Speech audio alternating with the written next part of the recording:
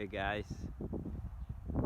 Hopefully it's not too much wind distortion because it's, you hear my videos. There's a lot of wind up here usually. Hopefully you can hear my voice over the wind, but it's not too bad today. But just a little video on how we made out, because we're just about 100% done this siding, and we still got to take the staging out of the way because we're going to tear this house down. We don't need anything falling or whatever. We can put it back up quick when we need it, or we may just use pump staging on the side of the house. But we're done there except for this venting. So this is what this venting looks like, if you can see it. It's a little louvered plastic vent. It's got tapered sides, and it's made, just for what we do on a thin material, because it tapers in wedges. So, drill a hole, put a little bit of silicone sealant around it, and seal it up in place. So they'll be along the bottom edge of the building, and then they'll be along the top edge, so the air can change by convection. As the air heats the air in the cavity, it rises, and that pulls and exhausts. So we'll be doing, that's one of the last things, is getting this vent inside the core tent. So anyways, it's coloring up, and I'll show you. I'll take you up there.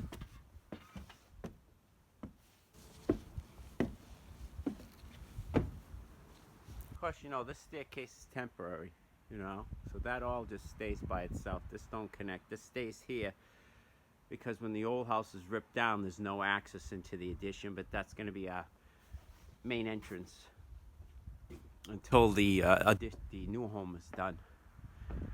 So, and then we have these piece of strapping here. There's the Angie, by the way. That's Angie.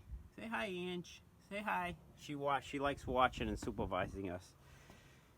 So these are just wedged in there because on this sill there's lead underneath that, and we don't want to put any holes, rivet holes back in there, So we have a Henry sealant, 900 sealant back there, really good.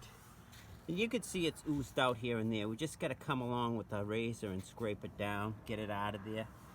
And then this padding here is so the metal don't pucker or bubble.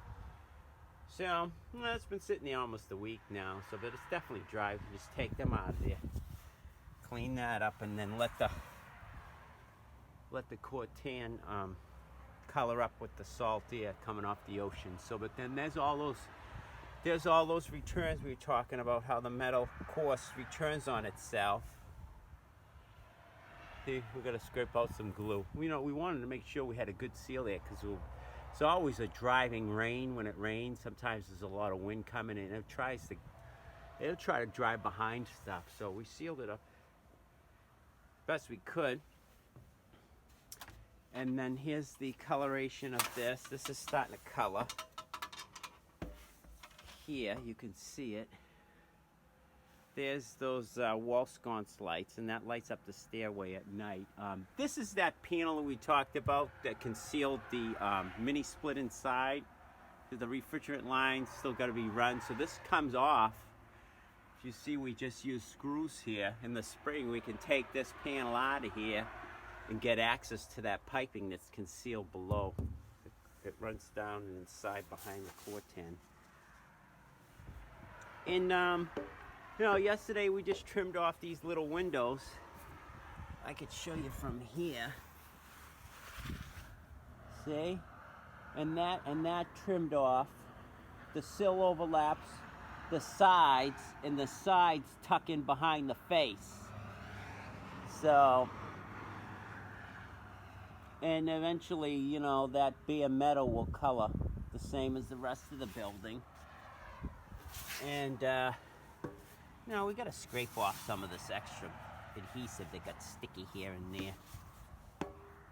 And then up here, we still got to come up here and put out, what we've been using is the zip system.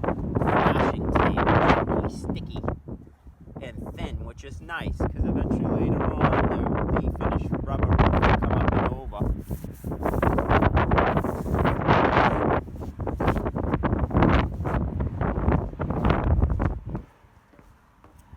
It's windy up there. It's probably blowing into the phone.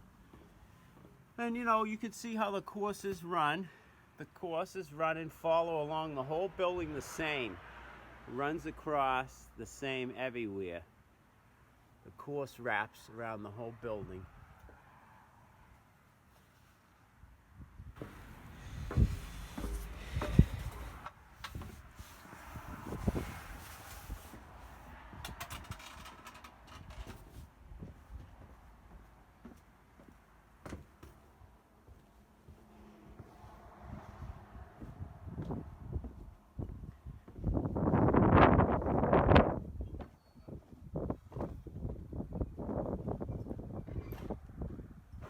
There's those lights, you know,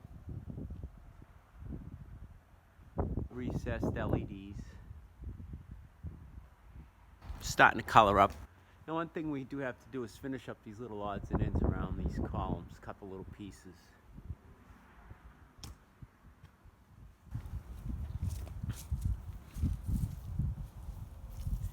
There's that side. You know, we'll take that staging down. You know, when the old house gets ripped down, you know, the bridge remains by itself.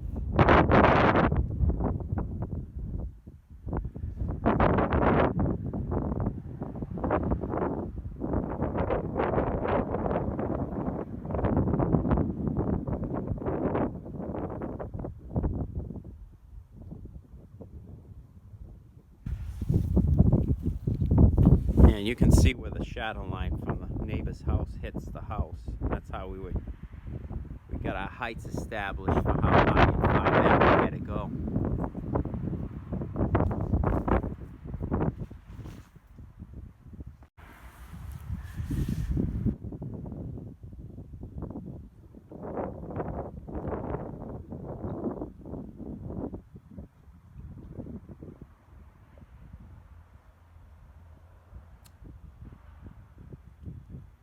I can take you up and show you that deck area.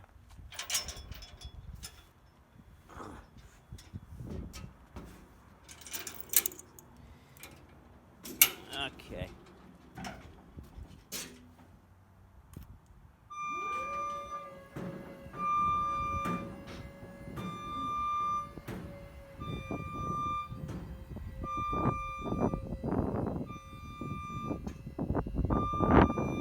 Those are those little pieces we got to fill in too. We got to use our paper templates and then cut them in.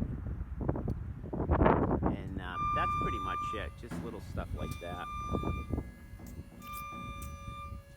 And these are the windows that got trimmed. You can see the sill is overlapping the side. And the side tucks in behind the face. That way when the wind tries to drive the rain, it's protected.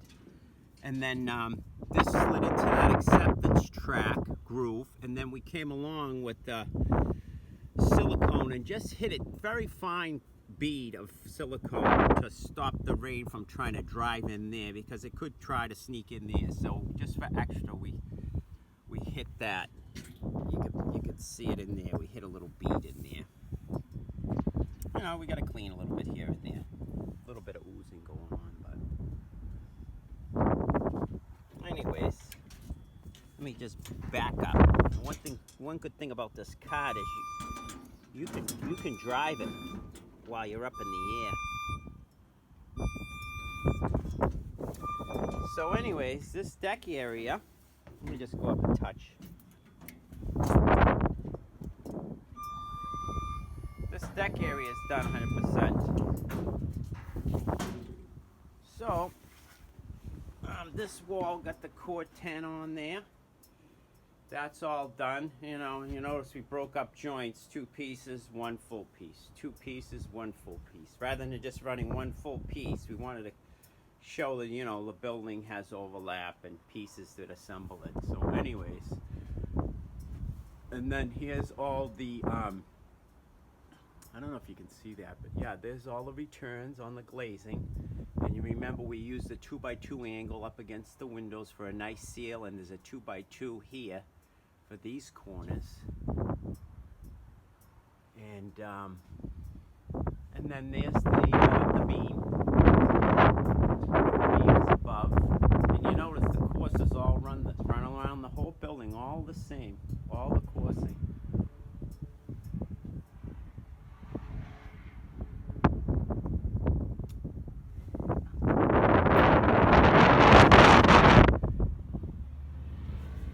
There's your beam. And then here's your returns. Over here, you can see the courses all wrap.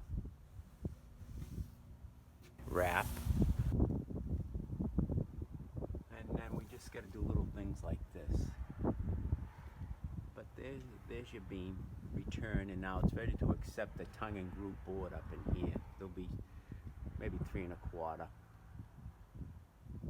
And then lights will pull down and get recessed into the finished boards. We'll probably match the decking material. One thing while I'm here, I might as well just give you a heads up, is, you know, if you're going to use this material and people are going to come in contact with it, like this is one condition, there's maybe one other one over near the entrance there, that it's good to kind of file the edge, even though it's a 1/16 of an inch.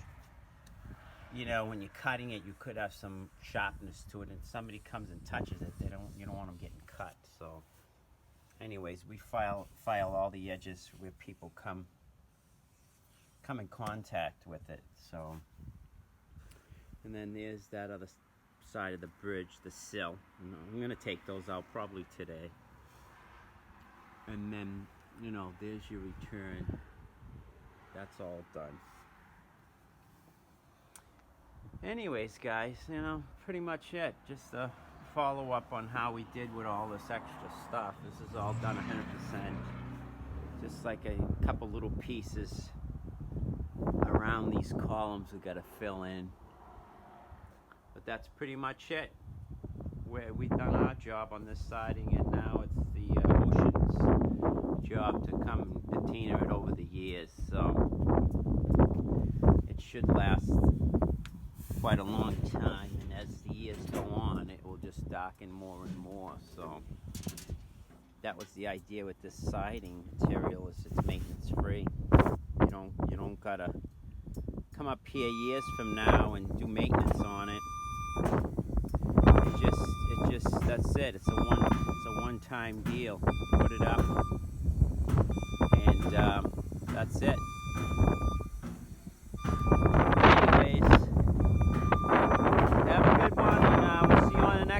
I don't know what the next video is going to be. It may be inside the kitchen doing some of the countertops and the backsplashes, but anyways, have a good weekend, everyone, and happy Thanksgiving. Enjoy the holiday, and until the next video.